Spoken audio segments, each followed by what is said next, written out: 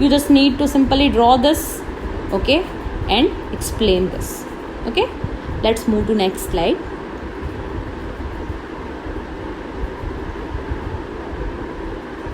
अभी हम ये रेस्पिरेशन की जो प्रोसेस है, ओके, वो उसमें कौन कौन से ऑर्गन्स पार्टिसिपेट करते हैं, ओके, रेस्पिरेटरी ट्रैक्ट जो है वो कैसे यहाँ पे वर्क कर रही है, ये इसके बारे में हम बात करेंगे. तो जो मेन ऑर्गन्स है रेस्पिरेटरी सिस्टम में जो टेक पार्ट करते हैं रेस्पिरेशन प्रोसेस में, it start from nostrils, nasal cavity, pharynx, larynx, trachea, bronchi, bronchioles, lungs and diaphragm. Okay, I'll show you all of this one by one inside the diagram. This is a passage from which the air passes, nasal cavity. Then comes the oral cavity. Okay, then comes epiglottis. The starting part is called pharynx, which is followed by larynx. larynx को voice box भी कहा जाता है जो vocal communication के लिए important है. then comes let me change the color of the pen. this part is called trachea. Okay, trachea is then getting divided into bronchus. Okay, first it will divide into two, bronchus, then it will divide into small branches of bronchus, which is called bronchioles. Okay, and here is a right lung, here is a left lung, and this, the black one, this is called diaphragm. Okay, diaphragm जो है उसका function क्या है, ये सारे के सारे जो ऑर्गन्स हमने देखे, मैंने आपको जस्ट एज अ इंट्रोडक्शन उसका रोल जो एक्सप्लेन किया, वो हम one by one point wise next slide में समझेंगे. Okay, first of all we will start from the entry of air. oh sorry, I have to change the color. Yes, so here we go. Air will enter in respiratory system through the nostrils. Okay, nostrils जो है उसके अंदर hair और mucus present होता है, जो air के साथ साथ डस्ट पार्टिकल्स या तो कोई भी माइक्रोब्स अगर आ रहे हैं तो वो यहाँ पे ब्लॉक हो जाएंगे, ये जो हेयर और म्यूकस है वहाँ पे, ताकि वो हमारे रेस्पिरेटरी सिस्टम में एंटर करे ना कर सके और उसको कुछ हार्म ना कर सके. दैट्स वाई ये जो हेयर्स और म्यूकस है वो नोस्ट्रल के अंदर प्रेजेंट होता है और it is very important thing. Then the air will pass through the pharynx. Okay, nostril से एंटर हुई एयर, फिर फेरिंग्स में, फेरिंग्स से वो लैरिंग्स में एंटर होगी. Okay, larynx, from larynx followed by trachea, then it will go to bronchi and finally it will enter to lungs. Okay, let me show it to you inside the diagram. Okay, first nostril, then larynx, then pharynx, then bronchi and bronchioles. Bronchioles की help से और bronchus की help से it will enter into the lungs. Okay, lungs में कैसे gas exchange की process होती है वो हम यहाँ पे बात करें तो जो ट्रैकिया है, पहले ट्रैकिया जो है उसकी स्ट्रक्चर समझ लेते हैं. इसमें कार्टिलेज से बनी हुई रिंग्स जैसा स्ट्रक्चर है. सी, अगर आप यहाँ पे देखेंगे ध्यान से तो आपको दिखेगा कि ये जो पार्ट है, ओके, यहाँ पे ये स्ट्रेट लाइन नहीं है, रिंग लाइक स्ट्रक्चर प्रेजेंट है. देखो यहाँ पे ये जो रिंग्स है वो किससे बनी होती है? This rings are made up of cartilage.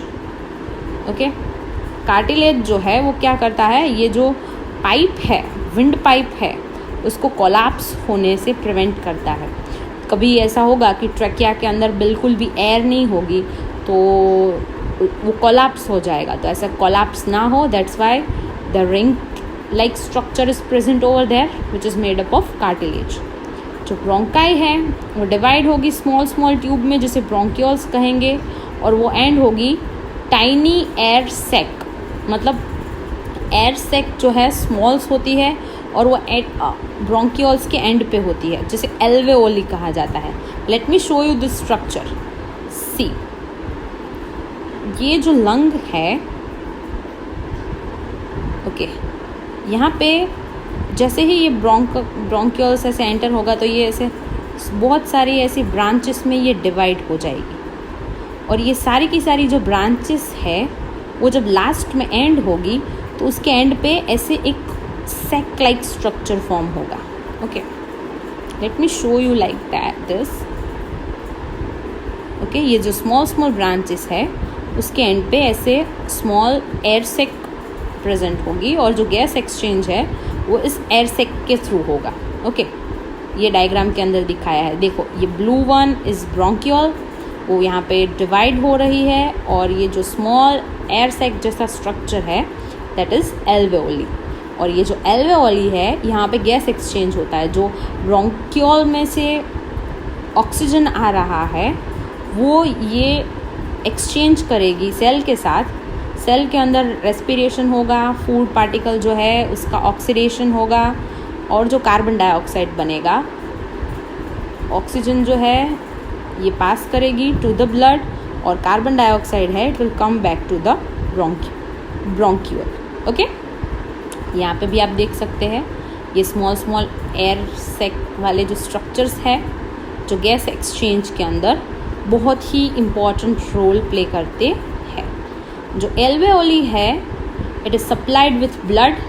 Okay, blood vessels जो है वो एल्वेओली में प्रेजेंट होते हैं, बहुत सारा ब्लड, और उसके थ्रू क्या होता है गैस एक्सचेंज होता है एज आई सेड, और alveoli will help to increase the surface area for the exchange of gas.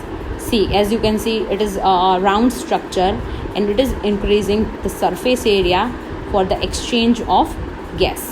Okay, so I hope it is clear to you. You need to draw this diagram, okay, to understand it better, and you need to remember the names and labeling of this diagram, as you all know that this can be asked in 2 or 3 marks. Okay. अभी यहाँ पे हम mechanism की बात करेंगे कि कैसे जो मसल्स है वो मूव करते हैं रेस्पिरेशन के प्रोसेस में, और मैकेनिज़्म जो है वो हम यहाँ पे हमें we have given 2 diagram, one is biological as well as one is demonstrative diagram. As you can see in the first diagram, सबसे पहले जब ब्रीथ इन होता है तो जो चेस्ट है एक्सपांड होती है, मींस चेस्ट का सरफेस एरिया इंक्रीज होगा। ओके, ये जो डायफ्राग्राम है वो कॉन्ट्रैक्ट होगा, दैट मीन्स उसका सरफेस एरिया डिक्रीज होगा। देखो चेस्ट जो है as I showed you in diagram, muscle जो है डायफ्राग्राम के वो कॉन्ट्रैक्ट हो रहे हैं, that means the surface area is getting decreased. Okay, that's why it is moving downward, और जो चेस्ट कैविटी है वो एक्सपांड हो रही है। इसकी वजह से क्या होगा, जो एयर है उसका बाहर का प्रेशर ज़्यादा है और इनसाइड प्रेशर कम है, तो air will automatically go from high pressure to low pressure, that's why air will enter inside the lungs. Okay, तो ऐसे होता है ब्रीद इन, जैसे इनहेलेशन भी बोलते हैं। ओके, एयर इनहेल हो रही है। जब ब्रीद आउट होता है एक्सहेलेशन, तो क्या होता है एकदम इससे एकदम अपोजिट। यहाँ पे चेस्ट एक्सपांड हो रही थी, यहाँ पे चेस्ट कॉन्ट्रैक्ट हो रही है। अभी चेस्ट कॉन्ट्रैक्ट होने की वजह से क्या होगा, एयर जो है उसका प्रेशर जो है वो इंक्रीज़ हो जाएगा। ओके, यहाँ पे डायफ्राग्राम जो है वो रिलैक्स हो रहा है, तो वहाँ पे जो कैविटी है वो क्या हो जाएगी ऑटोमेटिकली इंक्रीज। ओके, तो due to the movement of muscle of diaphragm it will relax and move upward and the chest cavity will contract. That's why the pressure inside the cavity is more, so air will automatically go out of the lungs. This is how the mechanism of breathing happen, and this is how the inhalation and exhalation of gases occurs, oxygen will get in and carbon dioxide will get out by this process. Okay, I hope I made it clear to you. With diagram you can understand it better. Okay, so यहाँ पे एक और भी diagram है. यहाँ पे क्या किया है, simply let me explain this. Okay, ये what is this is balloon. Okay sorry, ये बलून्स है. बलून्स जो है they are acting here as lungs. Okay, ये बेल जार है, वो चेस्ट कैविटी की तरह वर्क करती है. और ये जो वाइट ट्यूब यहाँ पे इंस्टॉल की है, it will work as trachea and bronchi. यहाँ पे क्या हो रहा है, जब एयर एंटर हो रही है तो वॉल्यूम जो है चेस्ट कैविटी का it is getting decreased and pressure increase हो रहा है, जिसकी वजह से ये जो लंग्स है वो स्वेल नहीं हो रहे हैं. दैट मीन्स वो एज इट इज़ है. बट ऑपोजिट अगर आप देखेंगे तो यहाँ पे वॉल्यूम इंक्रीज हो रहा है तो प्रेशर डिक्रीज़ हो रहा है. प्रेशर जैसे ही डिक्रीज़ होगा एयर विल ऑटोमेटिकली एंटर, और इसकी वजह से you can see that balloons, that means यहाँ पे हम इसे एज अ लंग प्रिटेंड कर रहे हैं, तो वो क्या हो रहे हैं, स्वेलअप हो रहे हैं. दैट मीन्स वो एयर एंटर हो रही है. ओके, तो सिंपल ये डेमो एक्टिविटी है जिसकी हेल्प से आप ब्रीदिंग का मैकेनिज्म समझ सकते हैं. तो लेट्स रिवाइज क्विकली. इस वीडियो लेक्चर में हमने बात की रेस्पिरेशन की. ओके, रेस्पिरेशन जो है वो एनर्जी रिलीज़ करने के लिए यूज़ होता है. उसके दो टाइप्स है, एरोबिक रेस्पिरेशन, अनएरोबिक रेस्पिरेशन. अभी ग्लूकोज जो है उसके ब्रेकडाउन के लिए 3 डिफरेंट पाथवेज प्रेजेंट है. 1 is aerobic and 2 are anaerobic. 1 is happening. First step is common. Okay, second step is different in 3 of them, and the end product are different. On respiration of human being, we discussed different organs which are taking part in the respiration process. Okay, and we discussed role of each of this organ, and after this we talk about the mechanism of breathing, the contraction and relaxation of muscles and diaphragm, and how the pressure difference is helpful in the mechanism of breathing that we discussed here. So I hope it is clear to you.